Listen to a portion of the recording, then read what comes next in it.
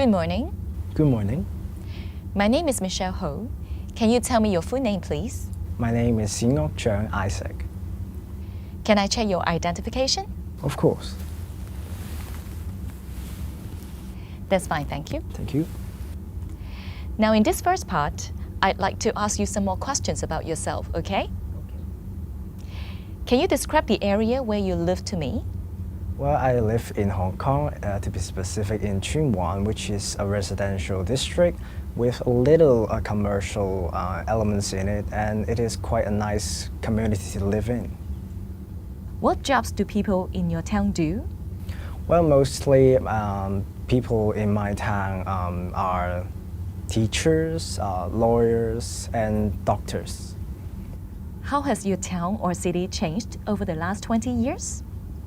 Well, to say that my town has redeveloped a lot, and many old buildings were torn down, and I was kind of sad about it because I lived in my district like for my entire life, but there are some great features about the new buildings, like the new malls and new shops, new places to hang with my friends. So there are benefits and some disadvantages. Yeah.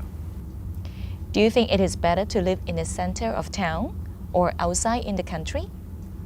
Well, I believe that living inside the town is much better than living in the countryside because it gets more convenient to travel to different places around the city, and living in countryside often have some undesirable pests, so I don't like pests so much, so I like to prefer staying in the city. Now, let's go on to reading. Do you enjoy reading? Well, I enjoy reading, and I read a lot of books, especially those fictions, because I find that when I'm reading, I can immerse myself into a different world, and I can really dump away all those troubles in my real life. What sort of things do you like to read? Well, I like reading fictions as it provides you with a completely new world, especially those science fiction novels, which gives you a chance to flow through the space and to explore the universe and something like that. Yeah. Tell me something about your favorite book. Well, my favorite book is actually not a science fiction novel. It is a kind of a political novel. It is the 1984 by George Orwell, and it is quite shocking after I read it about how a regime can monitor their people.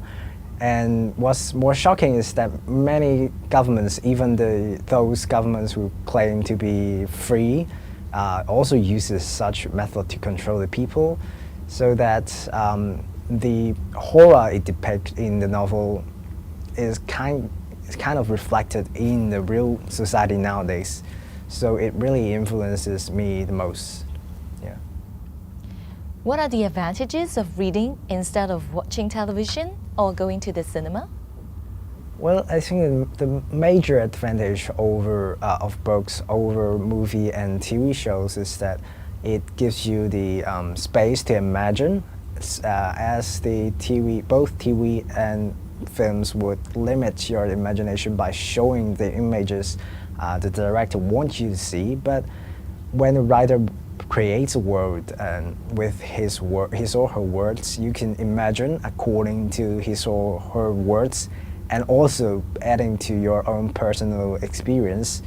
So I think this is the magnificent point of reading books. Now, let's talk about transport. How did you come here today?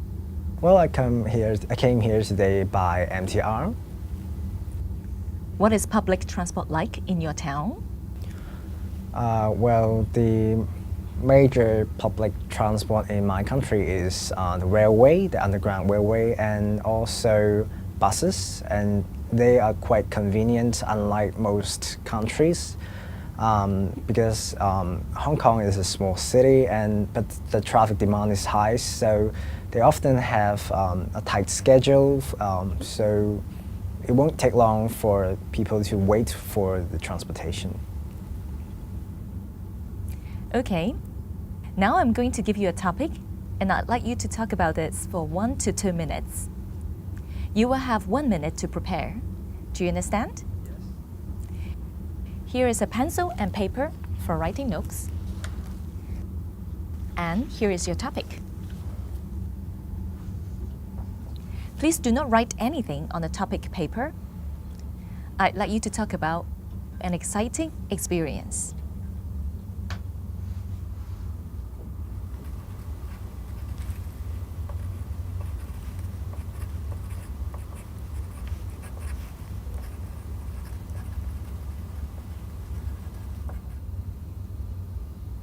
All right. Remember, you have 1 to 2 minutes for this. So don't worry if I stop you. I will tell you when the time is up. Can you start speaking now, please? So I would say the most exciting experience in my life was last summer when I had my graduation trip in Taiwan. And what happened exactly is that I rent a bike in the city in Taiwan from the hotel, and I was planning to watch the sunset in the coastline. And after I left, when I left the park, it was already and it was already night, so everything was dark. And as I was riding a bike, so I have to use the road with heavy traffics, and there are a lot of motorbikes in Taiwan, so I accidentally crashed into one of the motorbikes and I got slightly injured. But then I was received by a house owner nearby, and he invited me into his house, and he treated me well. But when I want to get back to the hotel, I found out that I forgot my way, and I even forgot the name of the hotel. So I don't know what to do. I was desperate by then, but the house owner was great enough to ask around, to call each hotel and to find out whether my friend is in the hotel or not. And by some miracle, he found where my hotel is, and he personally drove me back to the hotel. Thank you. Would you like to do this again? Well, I don't think I would like to crash my bike again, especially it's not mine, I rented. And but if anything bad things ever happen again, I would be happy to be received by such hospitable person, and that was quite an exciting and unforgetting experience. Thank you. Can I take the paper and pencil back, please? Thank you. We've been talking about an exciting experience in your life. Now, I'd like to discuss with you 1 or 2 more general questions relating to this topic. First, let's consider taking risks. What risks should people try to avoid?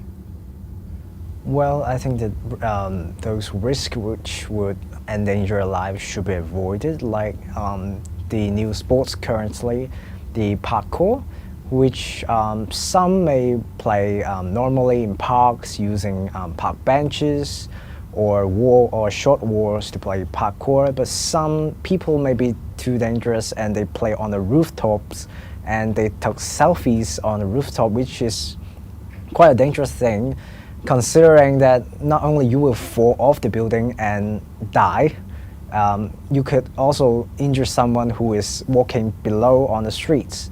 So it is important for you to consider your own safety as well as others' safety in carrying dangerous actions. Yeah. So do you think the government should set up some legislations to prevent people from taking such risks? Well, I think that is quite hard for the government to set up a legislation to forbid people from committing dangerous acts, because everyone has their rights to do whatever they want as long as it is not doing harms to others, but they can do things to harm themselves, and they can say this is their human right and you can't violate it. Do you think people take fewer risks as they grow older? Well, I believe that is right, because as a person gets older, he or she knows more about the world, and maybe they have a lot more attachment, like to attach to their partners, to their families, to their children, and they have too much responsibility in their hand. They can't take risks no more, so they will tend to be more conservative when they get older. Now, let's move on to adventure. How important is it to have adventures in our lives? Well, having an adventure in our lives is so important because it not only get you out of your comfort zone, you get to know yourself. You get to discover yourself in a different aspect from what you have already empowered, and you got to explore your potentials to a certain extent that you may actually acquire new skills. And also, the most important thing about having adventure is to be exciting about your life instead of like working like a robot every day, and be really a human. Do you think people in your country are adventurous? Well, I'll say the people in my country are not quite adventurous. They tend to be more conservative and careful about their moves, because what they really hope for is a house, a car, a family. And that's all they want. They don't want any surprises.